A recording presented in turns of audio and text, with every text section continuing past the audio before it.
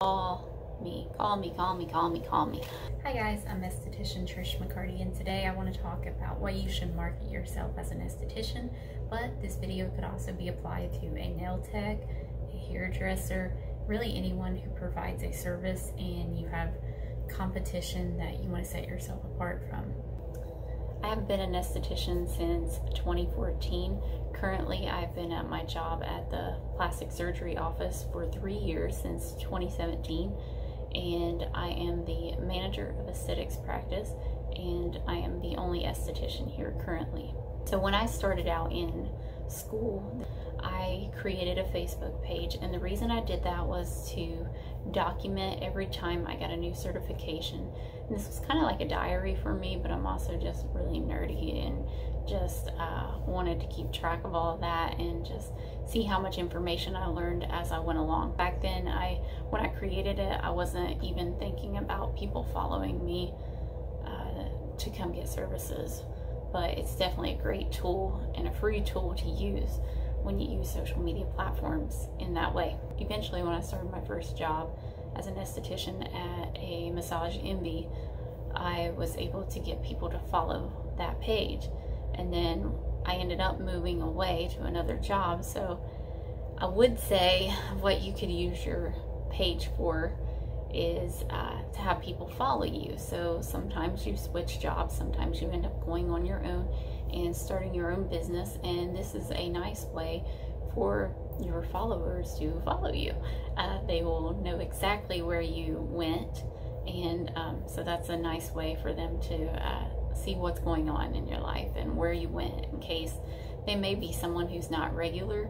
They may come in every few months, and you know, things change really fast in just a few months. So that is a way to keep what I like to do with my Facebook and Instagram is cater to the younger crowd, and the reason I do that is they are our future business. So I always think it's weird when I see estheticians writing off teenagers or, you know, younger people. They're like, oh, I want the people with the money, the people who are in their 60s and retired and have money and all this. But the teenagers are our future business, okay? So if you get them as a teenager, working with them and getting their skin improved and getting their skin healthy, or their hair, their nails, or you know, whatever, they're probably going to be your client or patient for life, which is a great thing. And they're the ones who's going to go out and do word of mouth. Word of mouth is way better than advertising, in my opinion, because it's personal testimonies, which that brings me to another point in having a Facebook. You can have your patients, clients write a review, and I love that because it's their testimonial, and when new people come to your page, they can read that and they can get a sense of who you are just by what your patient, your client, your customer wrote about you. So I always try to encourage my patients to do those reviews, and it helps us out so much. So even if you have a friend who has a business and maybe you're just not into those services, or you don't have the money for those services, another great way to help them out is to share their page, like their post, comment. Those all make your page so much more popular. And another trick on Facebook is when you have people react. So the face that's like, or the happy face, or the heart, all those things.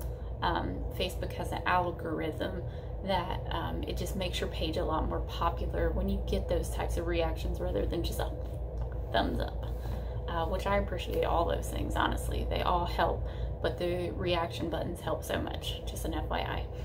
Make sure you have things to also hand out to your people. This spa menu is another great way to market yourself, and it took forever to get this, but I am so happy about it because I have patients all the time say, do you have a spa menu? Do you have something that I can give my sister, something that I can lay on the table in our break room at work, things like that. So have an actual menu that people can take. Some people are old school, they want a hard copy, they don't want to just go onto your website. Have a hard copy, and they're great for events.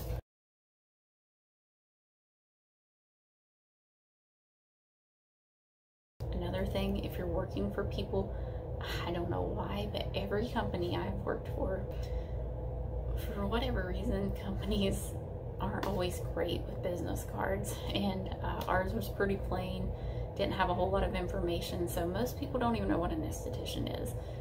If you lay that card down at a restaurant or wherever and they read your card and it says esthetician, they're gonna be like, I don't know what that means, throw it in the trash.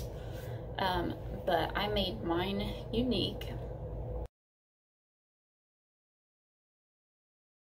Then on the back I put a picture of myself while I was working doing a facial, and to me this is kind of mysterious and intriguing for someone who doesn't know what is going on. They might not know what a facial is, they might not know what an esthetician is, and so they may just look at that and think, what is she doing, like what's going on? I'm just going to go to this website just so I can see what's happening in this picture. And yeah, I just put the website right across that because I was running out of space on the front. I felt like I didn't want too much information here, but yeah, so business cards are really important. You can even make magnets. So I made these, well, I got that upside down. So where I work, it's a large organization that has many different medical practices, and what we like to do is offer the workers 30% off of my facials and laser services, and that's a great way to do internal marketing. And if you're a part of a large organization, make sure you utilize that, because you are missing out on so many patients, clientele. Just internal marketing is huge when you have the opportunity to do that. So what I did, I went to Avery.com, and I will try to remember to link all this in the description bar, but I went and I designed my card. I just put a picture of me on there and then put some information of who gets the discounts, and then I printed these off. I laminated them, that way the ink wouldn't smear or anything if and when it got wet. And then on Amazon they sell self-adhesive excuse me, magnet sheets, and I literally just cut these out and stuck them on. Obviously that's not that's not on there perfectly, but it does the job, and it sticks right to a refrigerator, a file cabinet. I actually thought of this idea at like 2 in the morning one night. Just woke up and I'm laying there trying to get back to sleep, and I'm like, magnets! If someone puts a magnet on their refrigerator, they're gonna open their refrigerator to get their food. They're gonna think, oh yeah, I need to call her to make an appointment. Oh yeah, I missed my follow-up appointment. Oh yeah, I haven't had a facial in like 6 months, you know? So that's just like a constant in your face reminder. Call me, call me, call me, call me, call me. So make sure you do things like that. And yeah, it is a cost up front, but these little things make such a huge difference, and they're worth your investment. One of the biggest reasons I love using social media to market yourself is it allows your patient, your client, to get to know you. You know, want to go to someone they have something in common with, like, oh, she's a mom too, or oh, she said she had acne growing up, so she understands my struggle with my teenager's acne. It's little things like that, because sometimes people are scared. Some people are really freaked out. I have so many patients who sometimes I will talk to them months before I actually meet them face to face. They will send me messages and they'll say, what advice do you have for blank, blank, blank? What would you do? And sometimes they might not have the money. They might not have the time available, especially depending on your work hours. I mean, there could be a number of things, but I do have a lot of people that are just nervous. And so it's a great way for them to get to know you through your social media. And when they do finally come to you, usually they regret that they waited so long, first of all.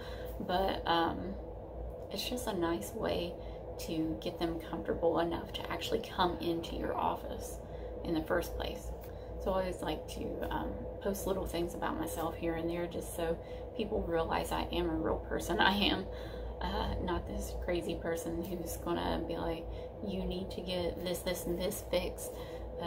Because I think with a plastic surgery office especially, people automatically assume we're just going to be really judgmental. We're going to be like just critiquing their every flaw, and that is not the case at all. Like, I work for wonderful doctors. I'm so thankful to work for the guys I work for, and soon a woman, she'll be coming on board too, so we're excited about that. But I'm so fortunate to work with people who really do want to help people, who really want to make a difference in people's lives. It's not just a paycheck to them. If you can't post before and after pictures, at least post products that you use. Post a picture of your room, especially if it's a nice, relaxing room, things like that. But if you do post pictures of people before and after, make sure, first of all, you get their consent, that you ask them, and get a signed consent. Don't just take their word for it, like, oh yeah, just use it, because you never know when someone is going to freak out. You never know if there's some kind of miscommunication. You just want to always protect yourself. So get a signed consent, dated and time stamped, and then you sign that as well, and that's your documentation. And please keep documentation. Please do good notes when you're doing services. I always like to take before and after pictures of most of my services. I like to document exactly what I did, not just to cover myself and protect myself from any kind of lawsuits, but also my patient may call and say, Trish, I don't know what you did differently this time, but I had a breakout. I had a rash in my chin area or around my eyes. I don't know what you did differently this time, if anything. I've been coming to you for months and this has never happened. And sometimes I'll look at my note and it's like, oh, we did try that new product that we just got in. So, I mean, it's really important to document everything you do, not just for your protection, but to help out your patient, your client, because you need to know if they had a reaction to a certain product. That's just an extra bonus for you. I know that had nothing to do with marketing, but please, just consents, notes. I would be happy to do more videos about things like that. If you comment down below and let me know you're interested, happy to do more aesthetic videos and ways to market yourself, and how to become an esthetician, all that sort of thing. Another thing I wanted to mention about social media is it actually helped me get this job, because my boss said, you know, he researched me and he looked for my Facebook, which I don't know why in the world in this day and age you wouldn't first look for an employee before you call them up for an interview.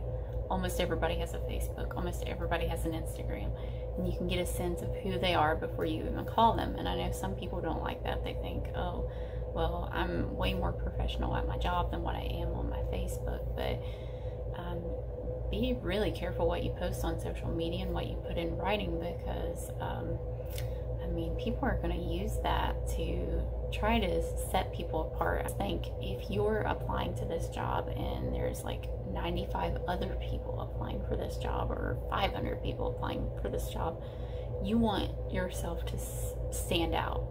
You need something to be different. Not just trying to get a job, but also for people to come see you. Why do you do hair better? Why do you do nails better? Why do you do skin better? What is it about you that they want to come see you? What do you have that's different? And what my boss did, he actually looked me up on Facebook. He found my Esthetician Trish McCarty page, and he saw my reviews that my clients were writing about me. He's like, I saw on your Facebook that your clients really speak highly of you. And I mean, that helped so much, because I had like a 5 out of 5 star rating and I had like 20 some reviews. So obviously people thought I was pretty cool, right? So that helped me so much just to get a job. And then imagine a patient, a client who is considering you for services, and they see all those reviews and they're like, wow, people really like this girl, so I'm gonna give it a try. Yeah, I hope you found these tips to be helpful. Give this a thumbs up and share it if you did. Comment down below if you think of any other tips that maybe I didn't mention, and make sure you subscribe if you don't want to miss any videos. Thank you so much. Bye.